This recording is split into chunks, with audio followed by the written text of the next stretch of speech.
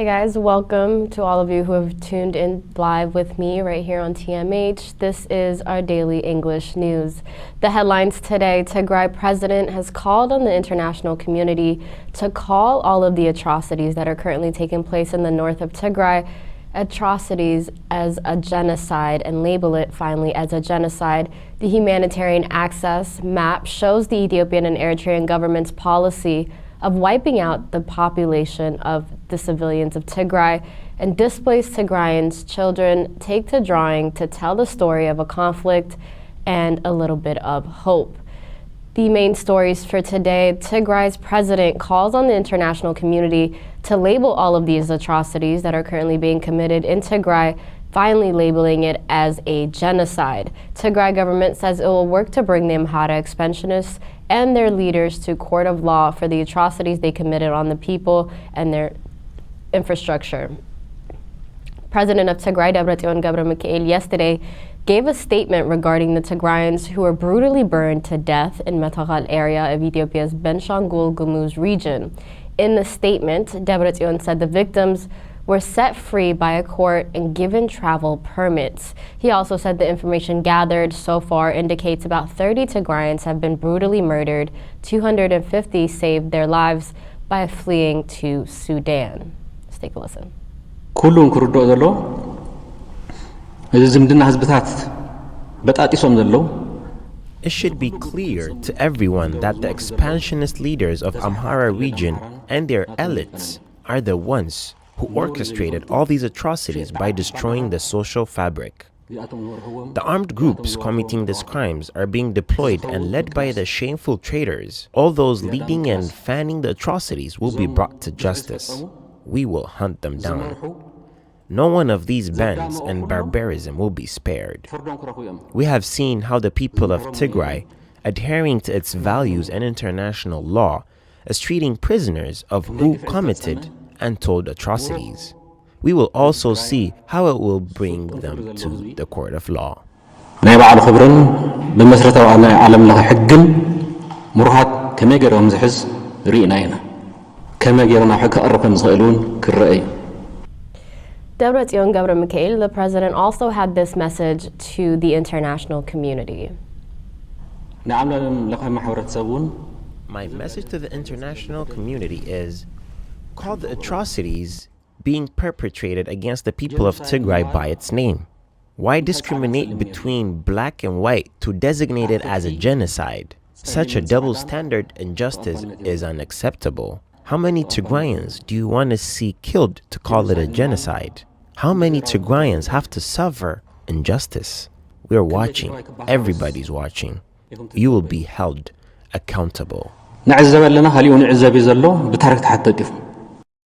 He also expressed his condolences to the families of the deceased in the particular area of the people of Tigray in general.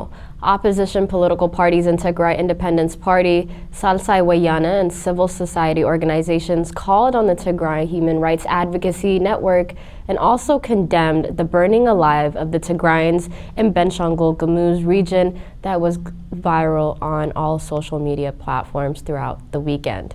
As we move on to our next story, humanitarian access map shows Ethiopian and Eritrean government's policy of wiping out the entire population of Tigray.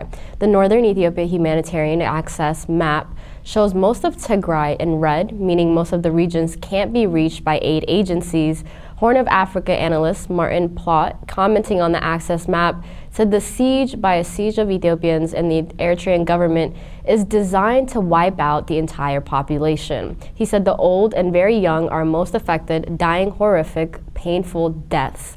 In related news, drought and diversion of international attention to the Ukraine crisis are exasperating the suffering of Tigrayans in the northern region of Ethiopia. And Aloina Sinenko, a regional spokesperson with the international community of Red Cross, said a lot more humanitarian effort is needed to be responded to the humanitarian needs of people, adding that people are going without the most essential basic services like healthcare, water, and food. In January, the UN World Food Program said that almost 40% of Tigrayans are currently suffering an extreme lack of food, while 13% of them are Tigrayan children, just under 5, and half of the all pregnant and breastfeeding women are also extremely malnourished as well. Noting that the global media attention has very much been on the Ukraine crisis in the past several weeks, Aloina added that the world should not forget that the needs are very high, even though the media attention is not always there. The IDP children, displaced Tigrayan children, take to drawing to tell the story of conflict as well as hope. Timnit Bayru presents this future by Addis Standard. Let's take a listen.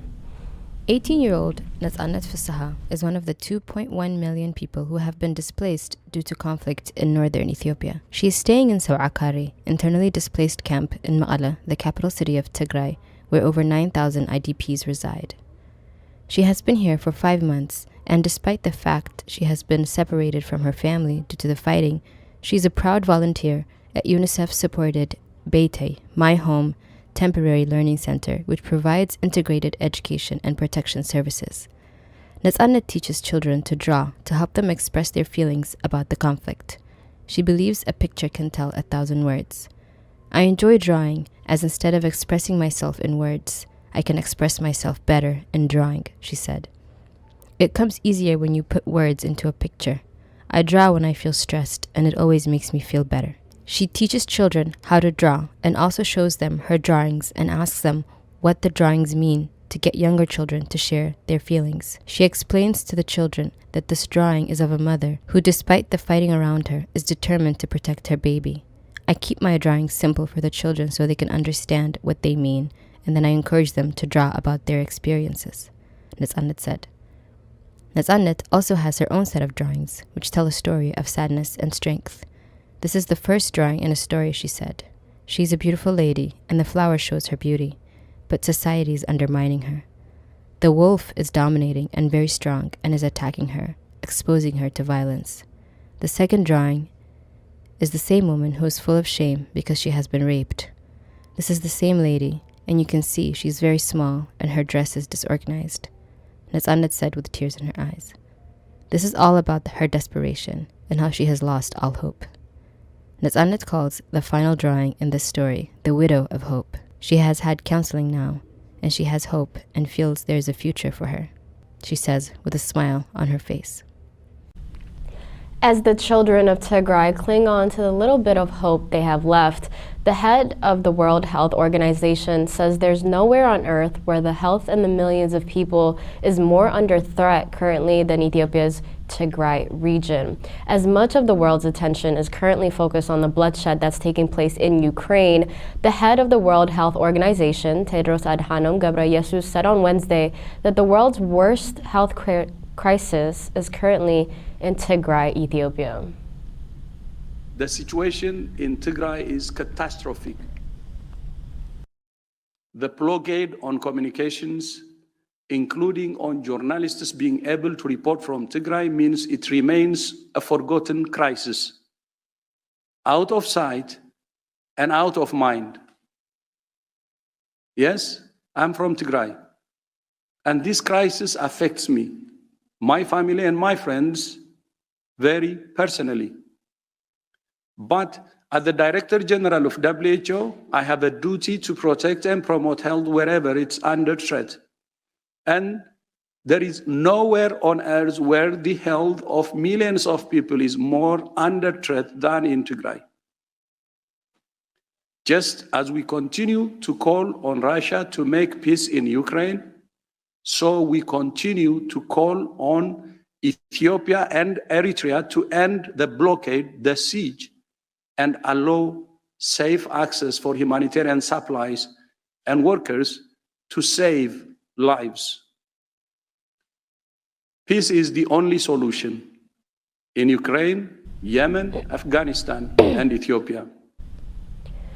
No food aid has been delivered since the middle of December, and Tedros told the press briefing, adding that about 3/4 of health facilities assessed by WHO in the region had been destroyed completely, and he said that there was no treatment for about 40,000 people with HIV currently within the region.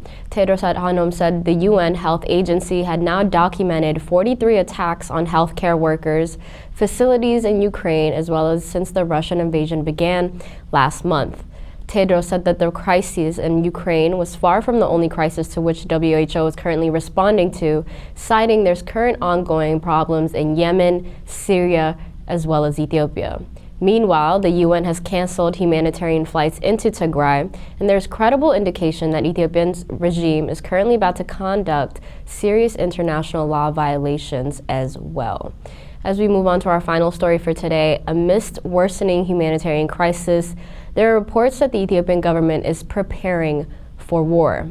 Horn of Africa analyst Rashid Abdi said Ethiopia is rearming with help from the usual suspects. Writing on his official Twitter account, talk of peace, dialogue sounds extremely hollow. Mediation stalled, expect return to full-scale war. The Ethiopian government has also continued to train huge number of recruits on this ongoing conflict and civil war within the country of Ethiopia. That concludes our news for today. Thank you so much for tuning in. Bye-bye.